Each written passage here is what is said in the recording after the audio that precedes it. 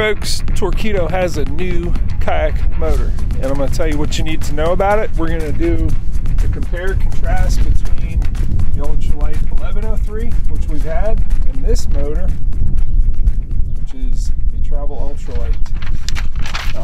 I got a little cheat sheet here to kind of go over the differences. I'll run down them real quick. The pricing for the Ultralight 1103, which we know, $28.99. These are actually out of stock, so we're gonna have to wait for these to come out. If you don't have a TORQEEDO already, these are coming, and I think it's sometime in middle to end of May. But the motor is $17.49 and the battery is $13.49. This is the battery. It's a 1080 watt hour. It's got some differences. I'm going to show you when I hook it up, but it's the biggest one is that we have 1080 watt hours instead of 915. The hookups are a little different. I know with the old one there were a lot of people that got E30 error codes because they couldn't get this on there just right, but I think this is, yeah, I pushed that on, I gave it an eighth of a turn maybe, and it snapped in, and that's on there. That is secure. You do have the option, if you wanted more capacity, you can get this 1425 watt hour. It's really set up for the travel motor, the regular one that fits on the transom of a john boat or dinghy or even a sailboat. The overall weight of the motor, which is actually lighter, the throttle, the bracket, and the battery is actually a little bit heavier. There's more lithium cells in this one, so it's a little bit heavier. But the overall weight comparison, Ultralight 1103, 33.7 pounds compared to 40.6 pounds with the Travel Ultralight. We mentioned the battery differences, 915 or 1080, or the option of the 1425. The voltage is different. They're different batteries. The old one, 29.6, the new one is 43.2. The charger, we got a better charger. One difference I already see is in the indicator. I don't think I'm fully charged, but I think I'm getting close to it. It had been blinking red, and it's transitioned to this kind of green color. So a little bit more intuitive for the American consumer. Green means it's good to go, right? Charges at twice the rate of this one. That's a 90 watt charger, 180. Charges in, you know, double time, which is nice. The throttles, I'll lay that on there so it doesn't blow away. This is our throttle for the 1103. Monochromatic. There's no lighting, there's no backlit. This is a color display, and we'll see it in a little bit when I test it. You know, low light period, you're heading out, you know, or coming back after dark, this will light up. You'll still be able to read all that stuff without pulling your flashlight out and illuminating as you needed to do with that with the older throttle. Torque Track is an app on your phone. You can get on your phone. Let me see if I can pull it up. It tells you all kinds of stuff. It's kind of the cool thing to have. It'll track your trip. There's Torque Track. We're going to use this while we're out there, but it gives you your top end speed for the day, tracks your total number of miles, and some other stuff on really cool maps. The old system, you could purchase a $149 dongle. It's an accessory that hooked onto the, you know, the data cable, and you could have that access with a Bluetooth dongle to the app. This one, it comes standard. So we'll have, this is a Torque Track enabled throttle. Just comes that way. The skeg on the 1103. People are proud of this skeg. I was, and I think I still am, but it's super durable. The only problem is this thing hits rocks and it spooks every fish within 10 casts of you. The new one, ooh, it bolts on there. So is that less durable? No, this thing takes a beating. I'm going to show you in a little bit why this skeg, this bolt-on skeg, is new. We've had a bolt-on skeg before with a 403. You'd hit rocks and it would break off and you'd be without a skeg, which is very frustrating. That is not what's going on here. This is a very, like, it's a flexible, I don't know whether it's plastic or rubber, but you can bend the heck out of it, and it just, what I like about it though is you hit stuff, and I've already hit a few things with it, and it doesn't go clang and spook all the fish. So an improvement there. Right, I'm going to take a minute and show you the durability of this skeg. Hopefully you can see that right there. Does that look good? Trust me. Is it durable? Am I going to break this? Nope. It's really tough. Steering triangle. There's a plastic one with a metal reinforcement. This one is all metal. You still have this ring clamp here, which is quick release, which is nice because you can set the distance from, you know, how deep the motor is in the water pretty quickly. So that's good. But that plastic ring clamp that grasps the pipe sits right in this metal steering triangle with that downturn, and obviously we still have the four different places to adjust to connect to our foot control steering. Motor lift, the 1103 didn't come with a pulley, had a very small knob to pull it up. The motor lift pulley, the new setup comes with a pulley and you have a wider handle. The cables on the 1103, there's a reason why I always kind of taped up the top there. You see all that? I've taped it to the motor lift to protect that cable coming out the top. The new, and it was because you would get E30 error codes right at the top there. The new one has that reinforced coil, plastic coil, but it's also just a thicker cable. You still don't want to stretch it, but it's for sure more durable, robust. Top end speed with this setup. Now look at them. Tell me, is that the same motor? I don't know. Maybe the internals are the same. Is it going to perform the same? This motor got this kayak, which we're about to test, the Wilderness Systems Attack 140. I wanted to test on this because this is one of the best, most efficient hulls that I've ever set up. 7.4 mile an hour boat with this setup. Is the new one going to do the same? I don't know. We're going to load it up, take it up to Lake Marburg, get our speed and range, and do a comparison between the old Ultralight 1103 and the new TORQEEDO Travel Ultralight. A little bit confusing. Is it a Travel or is it an Ultralight? They just lumped the Ultralight in with the Travel family. It's the same electronic system. The motor's the same. The batteries, internals are the same in the throttle. It's all the same kind of system, so they just pulled them together. But it's an ultralight. All right, let's load them up and run up to Lake Marburg, give it a test. All right, getting ready to put this in the lake. There's our systems, the motor, the battery, the throttle. I'm gonna hook it up. I'm gonna show you some unique things, unique improvements. So the bracket is, this mounting bracket is exactly the same as it was.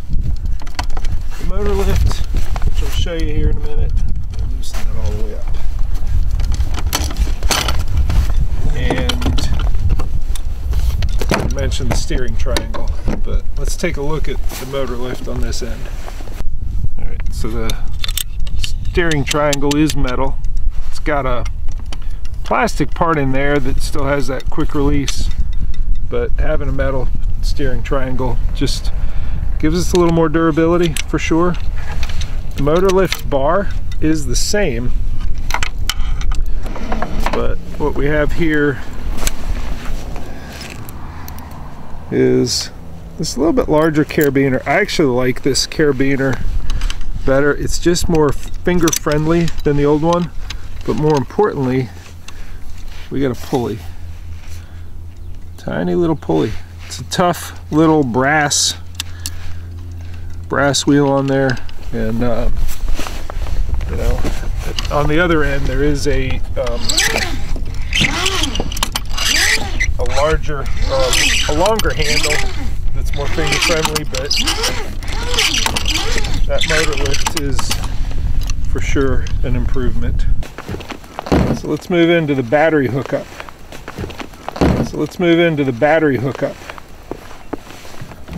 This is the part coming from the motor. There's an extra little pigtail there. This is going to connect to your throttle. So I will put my throttle forward and bring this cable back. So I'm going to set the battery aside for a moment. This is the cable coming from the throttle. This is the pigtail. So they're going to connect. I will tell you that the battery language, how this all communicates, is different than the 1103. And no, the battery for the 1103 is not compatible with this, and vice versa. Totally different systems. So there always was a lot of trouble with the 1103 connection. People couldn't get the pins straight, and you would have some E30 error codes as a result, especially brand new owners. This one, this plug is it's designed to make sure that you can't screw it up. So all right, let me line up the shapes. There's two big pins and then a lot of other ones around it, which are, I think, for the throttle. All right, so that seated down pretty solidly. I'm going to turn this ring to the right, and it firmly clicks into place. There was no mistaking, hey, is it connected? It was in there. So that is a big improvement. There's your charging port, so I'll make sure that this is covered. The light blinking is a little different than what it was. It finally does turn green. It actually blinks green, and I think it goes solid green when it's full, instead of just the red that's solid or blinking. More intuitive there.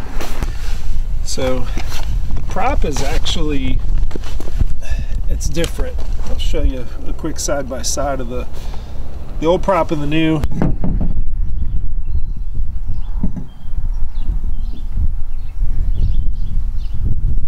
This is just an anode, so that if there's a charge in the water, if someone's letting electricity get into the water, it's not gonna, you know, electrolyze or destroy the motor. It's gonna destroy that first. So that just goes over the end, and then you have your regular hardware. But yeah, the prop is a little bit different design.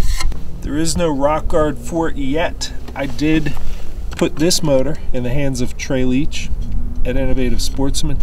He is designing a rock guard for this. Similarly with this throttle, there are no throttle mounts for this yet, but I got this in the hands of Trey at Innovative Sportsman. He's going to make one that is a flush mount that goes flat on the track, and Yak Attack actually has one of these throttles, so hopefully they can come up with their lock and load base solution for mounting the throttle.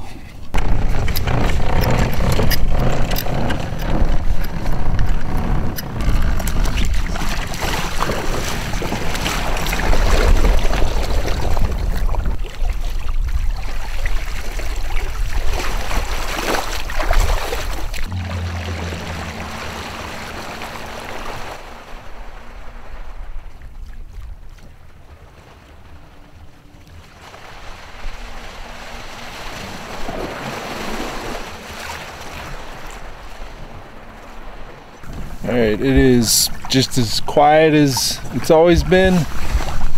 We're gonna go ahead and mash this all the way down.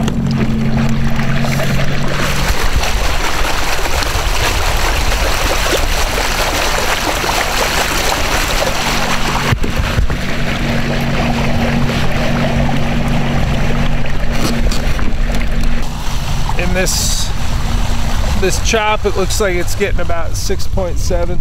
Let's go find a spot that there's no wind. Maybe on the opposite shoreline. Yeah, maybe back there. I hear it. The upper end of the higher speeds, you hear this motor. That's interesting. I don't think it matters at all that you hear it. Like, you're gonna spook fish if it makes a noise when you're in close and moving slow. But higher end, I don't know. It kind of doesn't bother me. It's got a little bit of a sound. You know, if I'm moving this fast, which I'm only at 510 watts, I'm going almost 6. Doesn't bother me. It would bother me if it made that noise when I was moving slow. All right, that looks pretty calm. So you can get our top end speed right along here. As long as I have the depth, I think it'll be accurate. So ease into it and drop it.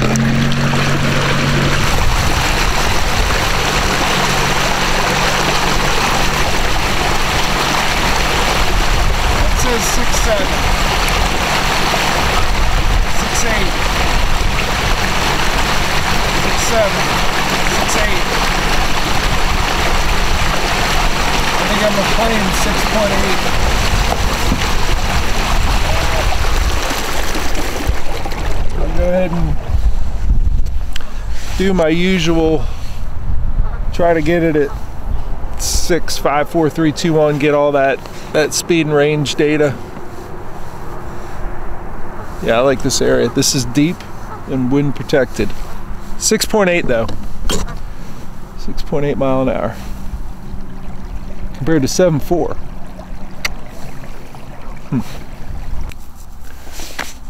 So this is me going about a mile an hour. What's interesting, you're going to see in the lower left hand corner you have your watt reading, and then the lower right hand corner is your RPM. Now the RPM I think goes up to 1400. Right now we're at 10 watts and 170 RPM. So as I'm bumping this up, just nudging it, and we're up to 200 watts. Something I noticed was that this number only jumps up in multiples of 10. I'm trying to get it to, yeah, went to 20, back to 10, 10, 20. Only registers in multiples of 10 as far as I can tell. Now we're at 40. So I don't know, that's a difference. I think for people looking to do the fine-tuning of how many, you know, Ultralight 1103 owners had always looked at that watt draw and looked at it to be 3 or 7 or 9 or 14 or whatever. You might start looking at the RPM as a more fine-tuned way to really set your motor, you know, at a certain setting for a certain type of fishing. All right, 2 mile an hour, 40 watts. Let me keep going. All right, I got my preliminary set of just watt draw. I just do each mile per hour and I do the watt draw, and then I can do the math and figure out what that means with this particular battery, using the watt hours that are in it, the watts to get it to that certain speed, and then I can do the range. But I want to tweak some things. I want to go to the shore, see if I can maximize a little bit more speed out of this by adjusting the depth, the angle of the motor. I'm gonna play around with some stuff. See if I can get up. If I can get it faster than 6.8, then I'm doing better, and I need to kind of retest. Get the best set of data I possibly can. So that motor's pretty deep. I don't think it needs to be that deep. I'm gonna raise it up. I'm also gonna change, you know what? I'm just gonna do the depth change. Let's just do that first. But I do wanna see if I play with the trim adjustment and have this angle back just a hair if I can get faster. All right, because I got a lot going on here. I really didn't get to raise it that much. If this was my motor and not one I'm borrowing to test, I would take this profile off and I would chop probably 3 inches off of it so I could get that motor up. For this specific boat, it's fairly low slung. Maybe I'll take this out.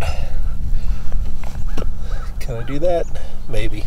Let me see if I can remove this ring clamp here and get it up a little bit higher. All right, I ran back to the truck, got some tools. Hopefully this Allen set is it's gonna work for me, along with these bent nose pliers. We'll see. All right, I've taken motor lift, steering triangle, took it out of the pivot drum, all so I could remove this. This is supposed to brace it up against the underside of that, but I want it gone because I want that much more of the motor coming shallower. And again, if this was my motor to do what I wanted to with it, I would take this profile off and I'd chop it about there, because I think I can get better speed with it not being as deep. It's also good for using on the river where you don't go quite as shallow. But I've already gained that much. I'm going to gain this much more. Hopefully that adds to my speed. Okay, off it comes. All right, all that's back together. Motor lift, steering triangle, pivot drum. And I will defend why this is the length it is. There are a lot of boats that have a higher mounting surface than what this Attack 140 has. In fact, almost all of them do. And to have this hydrodynamic little wing in here helps. If your waterline is, you know, there, or even there, I don't know, you need this here. But you know, you modify them based on your use. River use uses less of this, or if it's a high mounting surface, you want more of it. So, all right, let me put it back on there. I also did kind of preemptively adjust the pin here. I moved it from all the way into the second one in from the back. You see how that goes. All right, let's get that magnetic kill switch back on there. And see what we got. Got a good slick lane in front of me.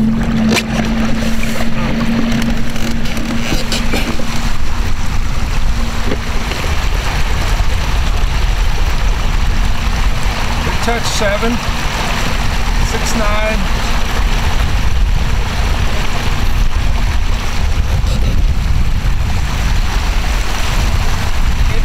Rides better on the front. Like the front was kind of down pretty hard before. I don't know. Something changed. There we go. 7.4, 7.3. It varies. That's 7.2.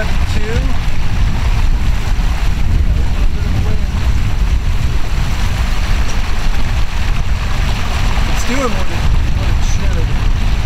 Let me take it down to that last setting. But yeah, That for sure helped. I touched 7.4. I don't think I can claim it. I wish this wind would just totally stop, but it's not. But yeah, those adjustments helped. I think chopping the pipe is going to help more. It's riding happier without that piece. All right, so this is where we were, and that prop is like right underneath the surface. When I'm in it, it's you know, it's going to be deeper, and I'm okay with it right by the surface when I'm in it. Again, chop that, you could get some better speed with this boat. Not every boat.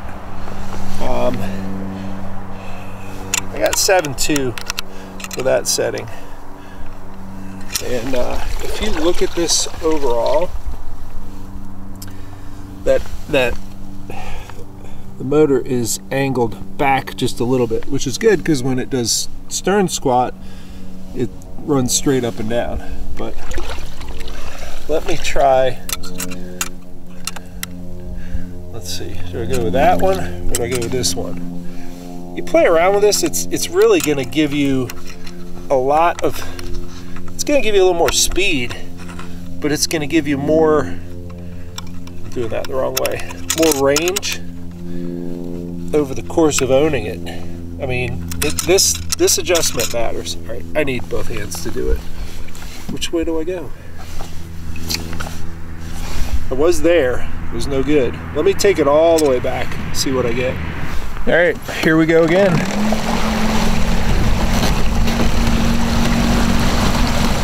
Huh, I am scooting up a little bit in the seat.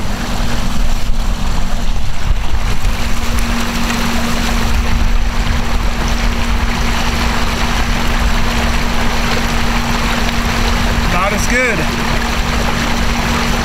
Okay. Maybe that second one in was the sweet spot. I'm gonna put the pin at the only one that I haven't done yet and see what we get out of it. But yeah, I guess there is such thing as too far back. So just for a quick visual, this was 6.7, 6.8. This was 6.7, 6.8. That one was at 7.2. Let's do this one in between right there. It's the only one I haven't done yet. All right, so that almost looks straight up and down in relation to the boat at a right angle. You see it? All right, let's try it. So when you are doing this with your specific boat, what you should do is do it with your full load of things that you're going to carry, because this fine tuning of the angle of the motor in relation to the angle of the boat is weight balance dependent. You know, if you fine tune it when it's empty and then you put a bunch of stuff in here, it's not going to be optimized. I'm just trying to get an empty boat optimized for what speed can it achieve. So, but yeah, if you're doing this exercise, put all your stuff in your boat and go do it. Don't do it empty. Okay. Here goes.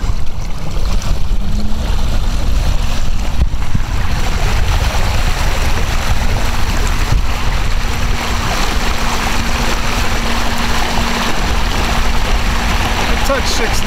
Oh no. Got up into 7. 6.9. Not quite as good as that first adjustment I made, but it did touch 6.9. There it is. Alright. So really my instinct of going for that, was it the second hole back? It was correct. So it's the boat's here and the motor isn't straight up and down at rest, but it's angled a little bit back. That's what you need. So I'm going to set it at that setting and then get all my speed and range now that I know it's optimized. I'm still going to say it's not fully optimized because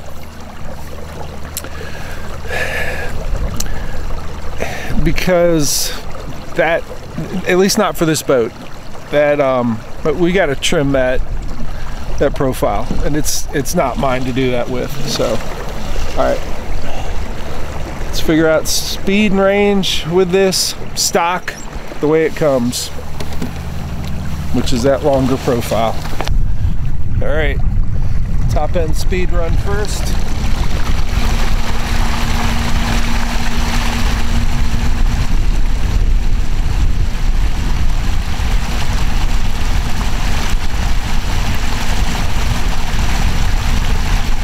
Yeah, a little bit of breeze, but that's 7.2. Yeah, that held at 7.2. I should stop before I run into that shore line. All right, 7.2 is the top end speed of this boat with the new motor. Not quite as fast as the 1103. There are variables, and that profile is one of them. I can't remember whether I got that speed with the chop. I probably did get it with a chopped profile. That matters. All right, let me get the 6, 5, 4, 3, 2, 1. Actually, 7. I got to get it on 7. So 7, 2, 7, 6, 5, 4, 3, 2, 1. I'll display that all. I'll probably give you a beautiful background with my Insta360 camera to watch all that stuff, and yeah, I think I'm feeling good about getting this dialed in.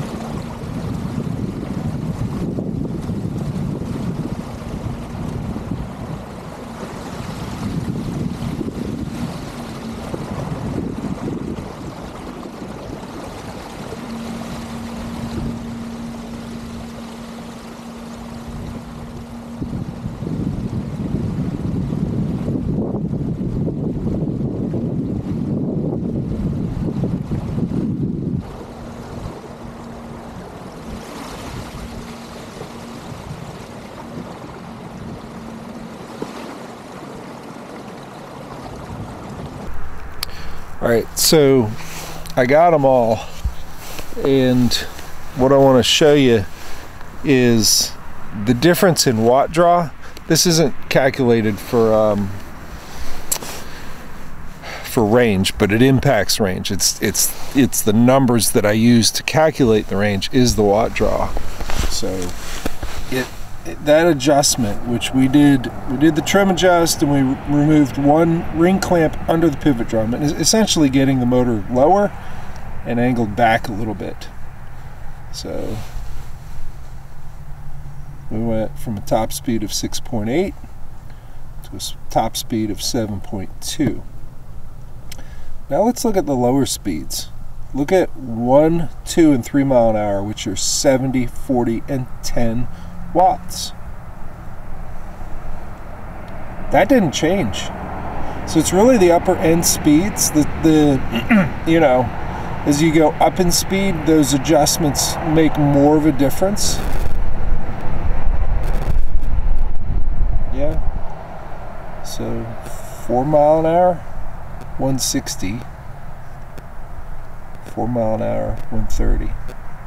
6 mile an hour, 540 with the adjustment. Yeah, it matters more on the upper end, pretty significantly. So 540. Nope, stop. 540 and 640. So 100 watts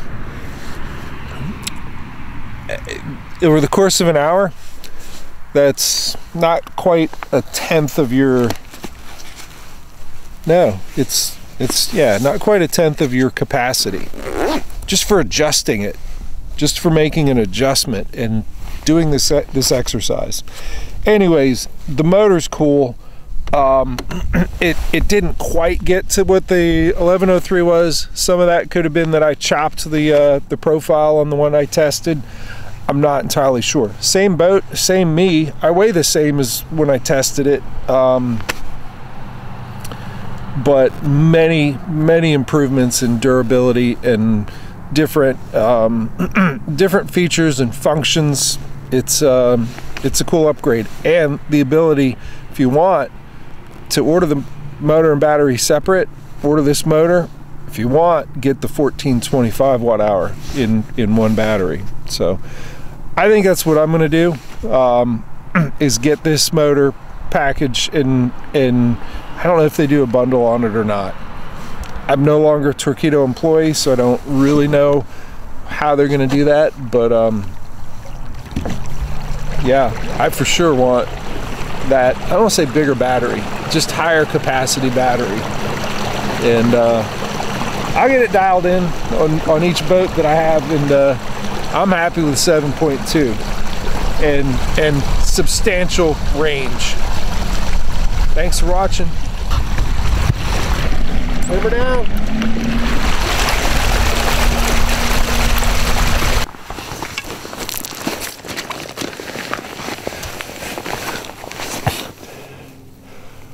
All right, I had one more adjustment to make.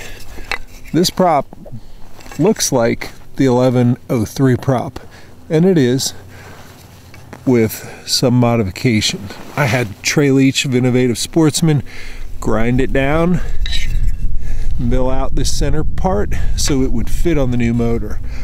I was thinking this has more surface area, maybe it goes faster. I already gave you the speed and range and top end speed with this new motor stock. Now I'm going to do one other little adjustment, give it more surface area, see what happens.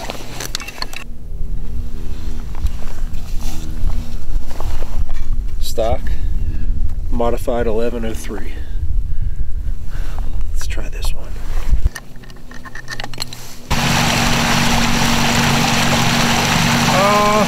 Yeah. Oh. I think I found that missing 0.2 mile an hour and added 0.1. 7.5. All right. Dialing it in matters. Wow, that's cool. 7.5. I mean, not stock, but 7.5. I'm happy with that. I'm really happy with that.